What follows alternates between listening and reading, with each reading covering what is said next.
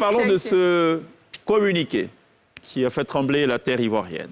Et je me fais fort de le lire.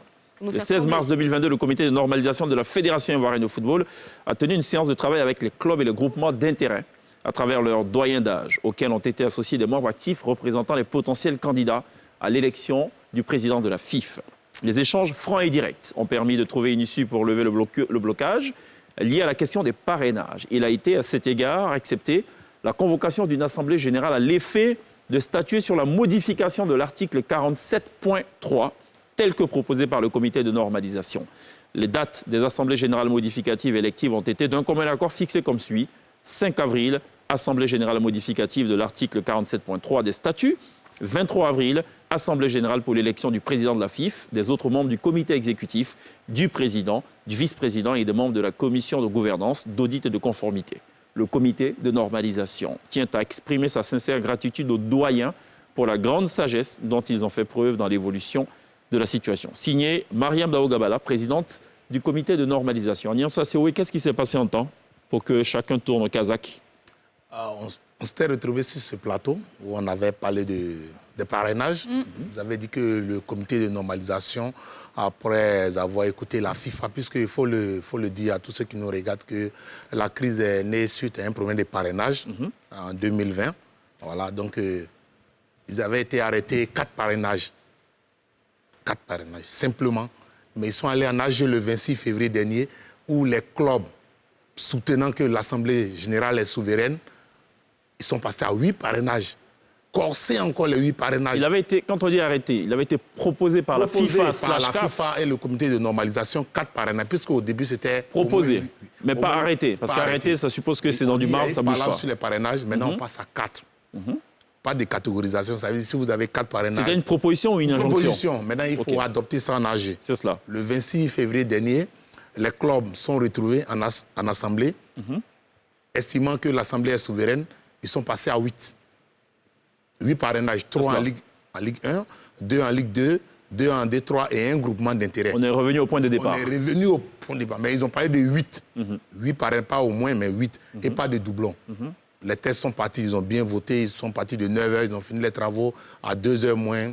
Ils ont fini samedi, ils ont fini à 2h du matin, un dimanche. Ce qui est vraiment extraordinaire. Et les tests sont partis à la FIFA naturellement.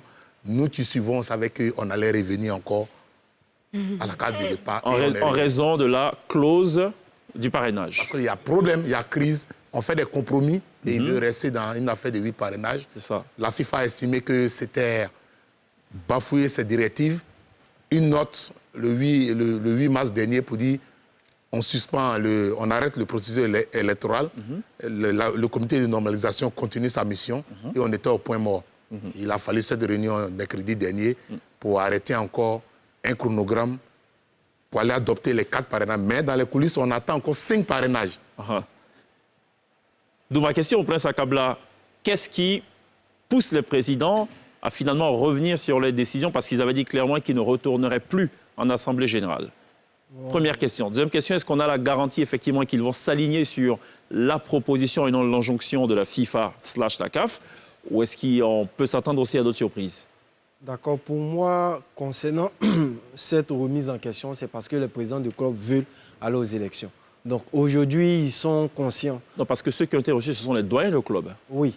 Est-ce que les doyens sont représentatifs des présidents? Je ne sais pas, je pose la question. Je peux le dire, parce que je pense qu'ils ont quand même échangé entre eux depuis cette date. Et à ce jour, je dis au départ, le 23 novembre, quand la présidente Gabala avait proposé les 4 parrainages, c'était une proposition. Mais à ce jour, ils sont conscients que c'est devenu maintenant une injonction de la FIFA. Donc je pense que lorsqu'ils vont aller en Assemblée générale le 5 avril, ce sera pour adopter les 4 parrainages. Parce qu'aujourd'hui, ils veulent vraiment aller aux élections. Et on espère qu'au 23 avril, il y aura les élections. D'accord. Alors, Jacques Anoma avait dit clairement qu'il ne faut pas se victimiser dans cette affaire et que la clause du parrainage, c'est celle qui lui avait permis à lui d'être candidat à l'époque, ensuite à son successeur, Sidi Augustin Diallo. Pourquoi on a le sentiment qu'il y en a qui sont visés par ça et pas d'autres? Non, les tests sont faits pour être évolués. Je dis, on est dans ce pays, on connaît l'histoire de ce pays et les constitutions et autres, il faut adapter les tests à la réalité. lorsqu'il y a eu parrainage, il y a double parrainage, il y a des palabres au sein même de la Confédération africaine de football, mais au niveau de la FIFA, on parle de 5 parrainages.